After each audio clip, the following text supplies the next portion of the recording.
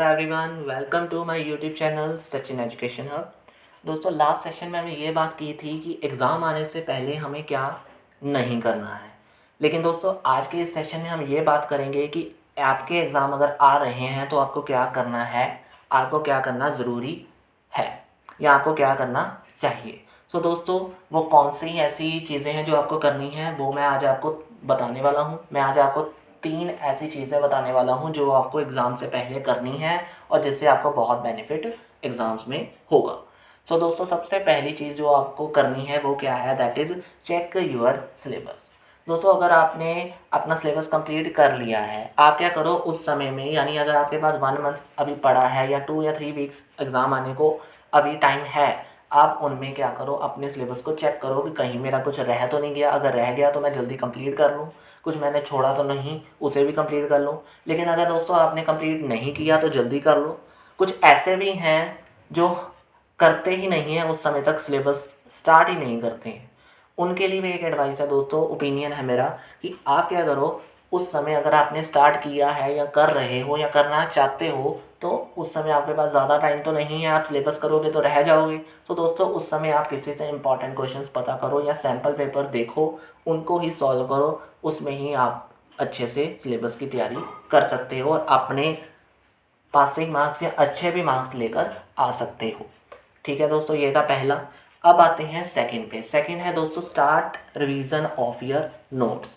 Syllabus check करने के बाद दोस्तों आप क्या करो, जो आपने नोट्स बना लिए हैं या आपके अगर नोट्स पूरे हो गए हैं, आप उसकी रिवीजन स्टार्ट करो। क्योंकि रिवीजन करने से आपको क्या पता चलेगा कि आपने क्या लिखा है, कुछ गलत तो नहीं लिख दिया, कुछ अंडरस्टैंडेबल नहीं है तो उसको मैं किसी से पूछ लूँ, अपने टीचर से पूछ लूँ।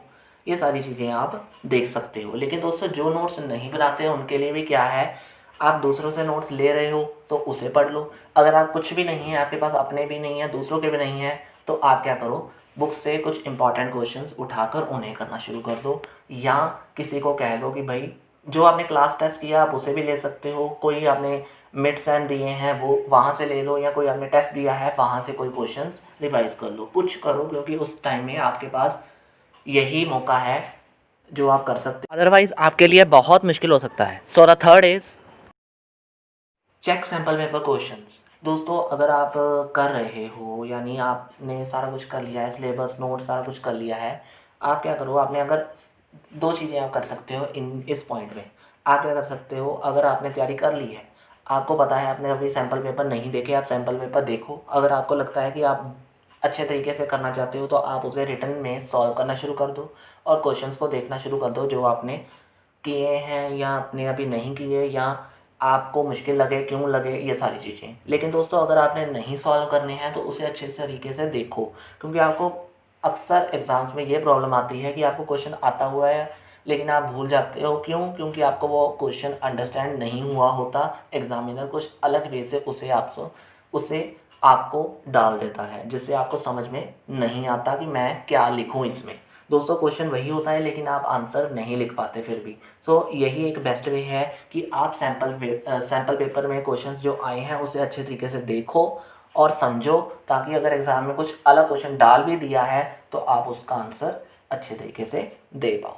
ठीक है दोस्तों, तो ये थी मेरी 3 ऐसी चीज़ें आपके लिए जो आपको एग्ज़ाम से पहले हेल्प करेंगी एग्ज़ाम को अच्छे तरीके से करने में। ठीक है दोस्तों, थैंक यू वेरी मच।